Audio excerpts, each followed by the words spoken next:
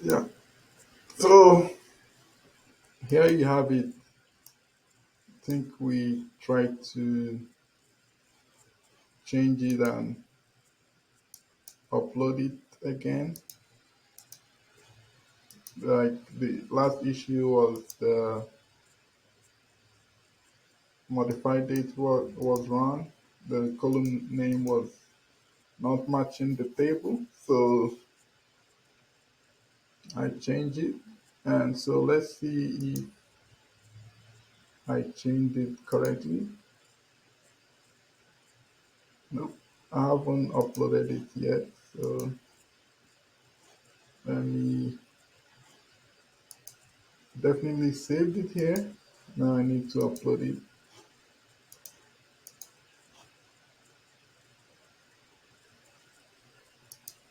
Upload it.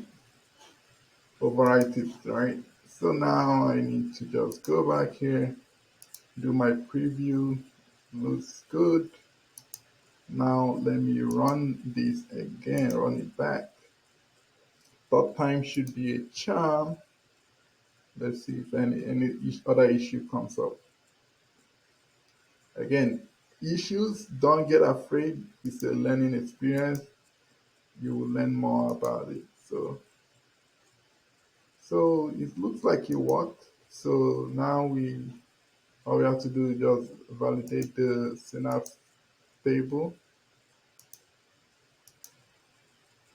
This is the staging table, right? So run the select statement.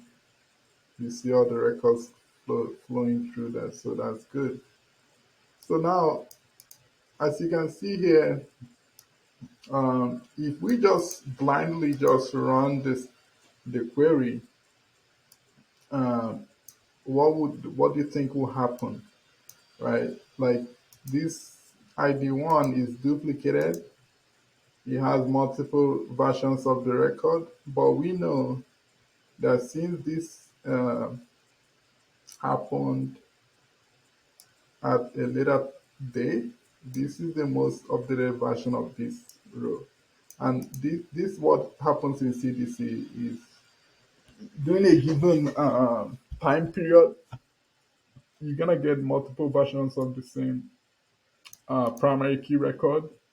And the goal is when you process it in your ETL pipeline, the business only wants to see, normally, they only want to see the latest version of that record. So you only want to pick this record. For the other ones, they came only once, so that is fine. But when it's duplicated, you want to get the latest version. So that means that we can't just run this uh, merge statement just like that. That will cause an issue because they are duplicates. So we need to actually apply some kind of logic beforehand. So let's go into this logic for the merge statement. So before we run this merge statement, we need to apply a logic where we dedupe the source, right? So what I can do is I'll write a query. So select star. So using our good old good old analytical function or window functions, we can do something here. So you have a row number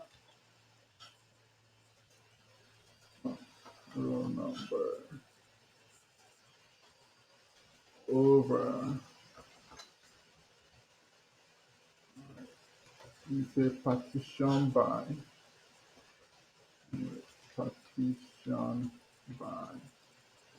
So we know that IDs are primary key, you partition by the primary key,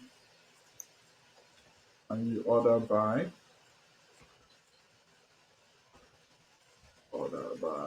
the modified date. So because this descending, so this is the what you use to break the time. So as Rn If I run this, I should get some result, right? If not like that.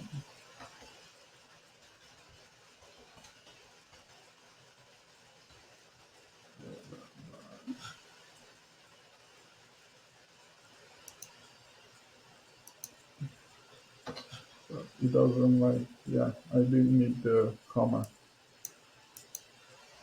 So I run this and I see, as you can see here, this is one, is giving the latest one. The old one, which will happen on the 13th, is two. So what we need to do is say, at the subquery, this will be our subquery, but then yeah, we will filter, so we call it whatever, sub, and we say where sub dot rn is equal to one. So this will only ensure we get the latest value per business key. So as you run this, it comes, right? So this is what we need to do to replace this staging table. So what I do here is, obviously there are many ways to do it, but in this case, I'm just gonna take this out and replace this with a query. That's the good thing about the main statement. It will not look nice, but it's doing the job. That's what we want to do. So this is doing the job. So I'm gonna take the same thing over here and apply it to the script. Now let's look at our target table just to be sure that nothing like is the way we expect it. Yeah, this is the way we expect the full load. Now, when we run that, we should see, ideally it should match what we have in the requirement. It is the requirement document is this one, what we have in the GitHub. So this is the moment of truth, guys. I know there's still some things missing, but let's see if this query would do the magic. And you know, right now we know that this two still needs to change. We're gonna change it in a second. So I'm just gonna stop the pipeline here and uh, run it here.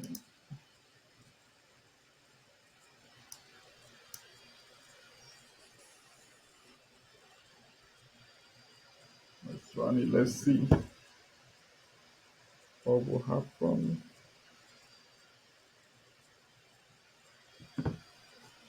And you can see sometimes these pipelines you need to do refresh. So it actually ran quite fast. And when we change the target table, let's see what happens. So compare that to what we have in the requirement. So John is 195. He should have this, and he should have an update, right? So let's see if that came true. Yep, issue an update. James, right? James is 165 on the 14 update. 165. Mm, well, the date is, is it the same or different? Oh, okay. Well, oh well, the date is kind of different from requirement. And I use February here in the real data. I use May. It doesn't matter. Mary 150. Yep. Delete. And Jane is inside. So that's all good. Now some people ask, okay, why don't you just hard delete? So that's a requirement depending on the company. Sometimes they want to keep track of the delete. They don't want to delete physically a record in the data warehouse. Normally in a in a in your reports, what people do in a visualization report or semantic layer, they can apply a filter to remove the deleted records, or you can have a flag to say which records are active. Sometimes you can also physically delete the records um, if you want it. So that way uh, you can have a bad job that physically deletes the records, uh, every other week. So this is the main thing, guys. This is the main way we create this pipeline, and I will put all this source code in the GitHub for you guys to leverage. And the whole goal is that we could do this, right? And now we also need to, like I said, we need to parameterize this part. That's the last part, is we need to parameterize this so we can have one pipeline that does both full and incremental load. So to parameterize it, all we need to do is do the wildcard. We have the file, we know it's an input, and we know that it starts with some kind of employee, uh, starts with an employee, dot CSV. Yes, that's what it starts with. And we just need to do the preview data right now, see if that works. Same thing we're gonna do over there with the this one. We're gonna do, does this support wildcard? Yep, it supports wildcard. So with wildcard, we're gonna say landing. Again, it's an input, and it's say employees.csv, and that's about it, right? So now we can save these things. Uh,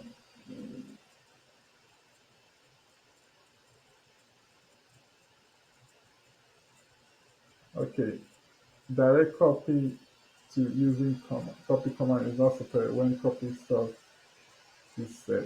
Please fix wildcard for the part and next stage. So that's why it doesn't like this wildcard thing, using it with copy mode. And so to fix this, sometimes uh, what we do is we tend to we use what we use is to we use the um, what's it called?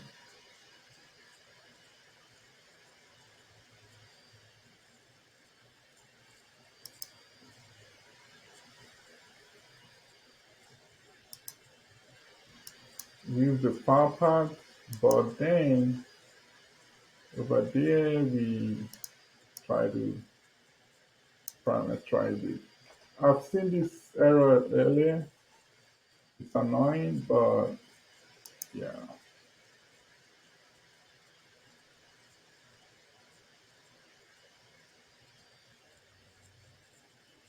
Yeah, it's annoying when these things happen, but um, sometimes you, even though there's an error and you run it, sometimes it works. Something weird with this data factory actually. But uh,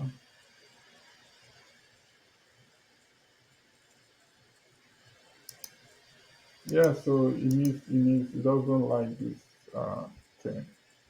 So what I normally do in this case is I actually try to change this to the wildcard. However, when we change it to wildcard, we need to leverage a bulk insert. And it's kind of similar, but let's see if it works.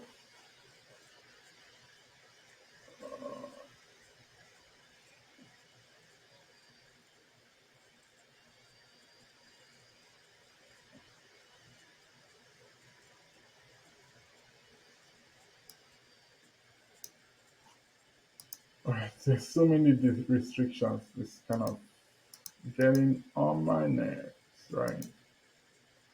So many restrictions with different things. If it's a bulk insert, it's a different restriction if it's wildcard. But it can be done, right? The thing is that with preview data it works, and you do copy command and it doesn't work, and you're like, go figure, right? You're like, go figure, because it's not really making sense. But I've seen these issues before. So what we do is to have it in a way where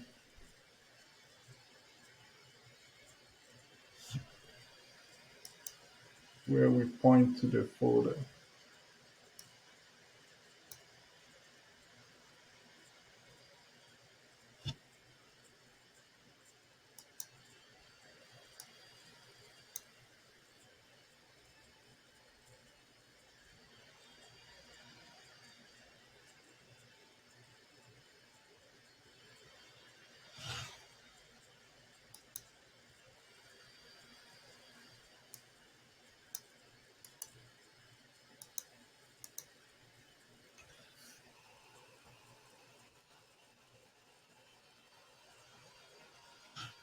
Sometimes I've had to do this in the past where we create a dummy folder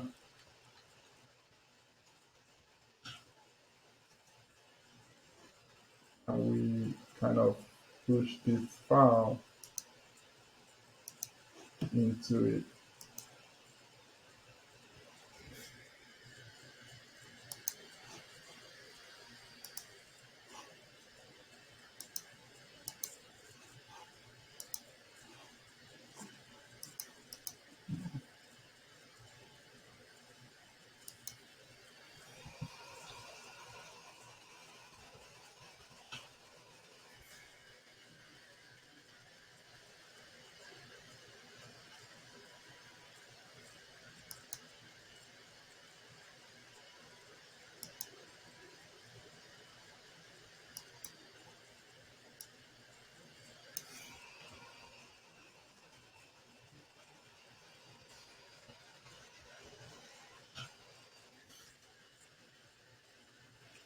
Yeah, this is the thing. Yeah, we this is the hack actually. Like, it doesn't make sense, but what we do is we create a folder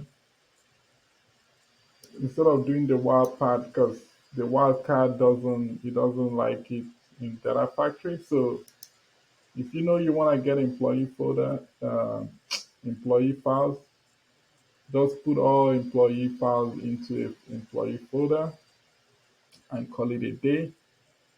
And you don't have to worry about doing the wildcard. And over there, that would handle it. And we just delete these guys. So this is the hack actually, and telling you, it takes a while to know because, like you see, it doesn't make sense. You do the preview data, you don't see anything, and you think something's wrong, but go figure, it does. This is what works, unfortunately. So this one thing with data factory is really sometimes very, you know, non-intuitive. In certain simple things, it looks like they're doing a good job. Then after a while, it seems like they dropped the ball. You see, it works. Go figure. It works. It writes the data. I mean, it doesn't make any sense. Why doesn't it use it for a copy command? Why doesn't it allow us to do that? Uh, why doesn't it allow us to do the what's it called? The wildcard, you know. So here, similar thing. We need to change it to. It's not gonna allow us to do wildcard. We need to do the input employee like that, and we need to run it like that. And let's see if that works actually. So let's run it. Let's run it. So we have employee. We don't have anything in the archive. Let's see if it's gonna do something. If it's gonna work. Moment of truth.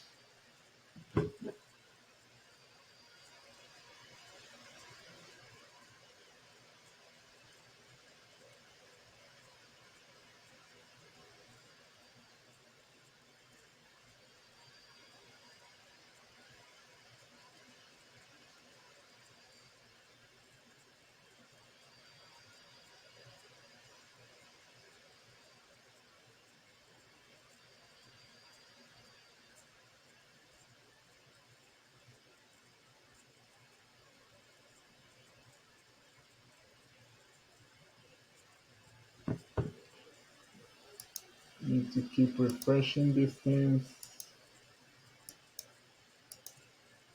Mm, let's see.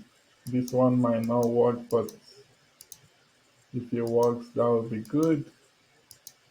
It will be a lucky day. Too takes time.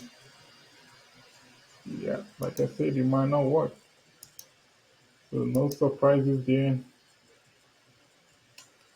Say something with the return anniversary conflict. So directly not empty must be true to delete. All right, I think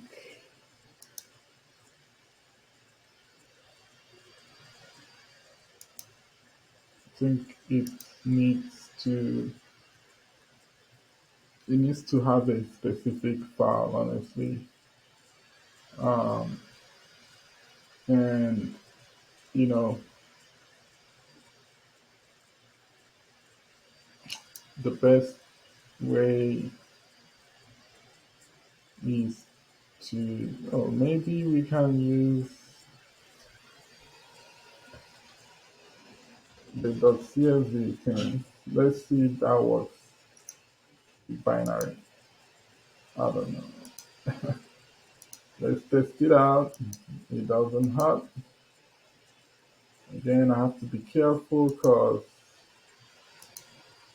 if if I take something out, it might not work, you might delete it completely. So what I like to do when I try to test a pipeline is I create a new pipeline, I cut that one, I paste it here, so that way I can debug it. So in this case, all I did was to change this binary one as a wildcard. I don't know if that will work, but let's see. Let's give it a go. If you don't try, you never know, right? Let's see if that works. If not, we can try the. If that doesn't work, we're gonna try something else.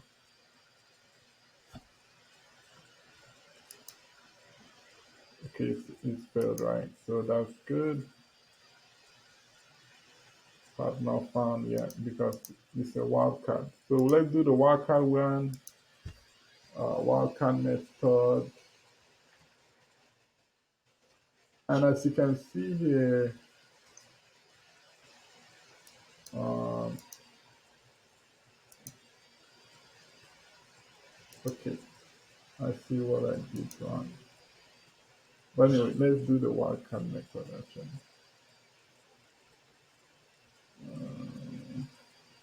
Let's do the wildcard method because that is more safe.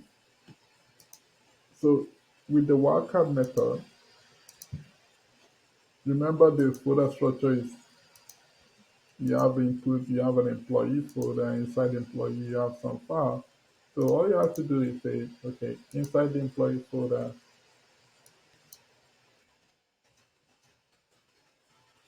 now I can put some wildcard employee star.csv. That's the kind of file that's gonna be over there. And all I have to do is try to run it.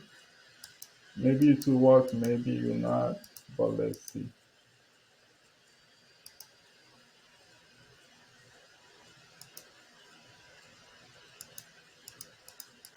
Keep refreshing so that if it fails, you get to see it early. It's actually succeeded.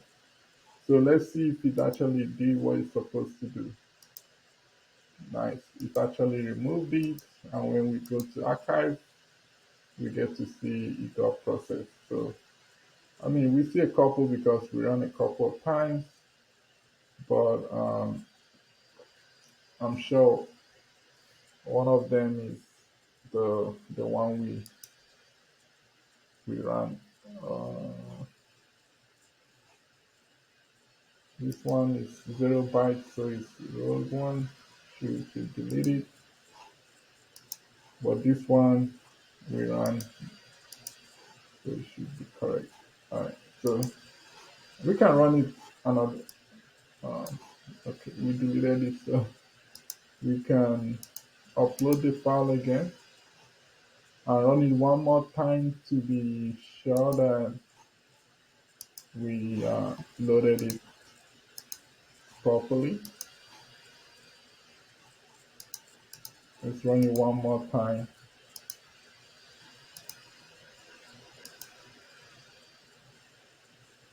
So at least that one worked with the wildcard. So what I could do now is once I can confirm that it worked again, as you can see, it's deleted it and I go to archive, I should see 3. Yep, looks good to me. And all I have to do now is take this Control X and put it back here, Control V. Voila. So there you have it. We have an end-to-end pipeline that does the full load and incremental load. And we can, again, obviously do one more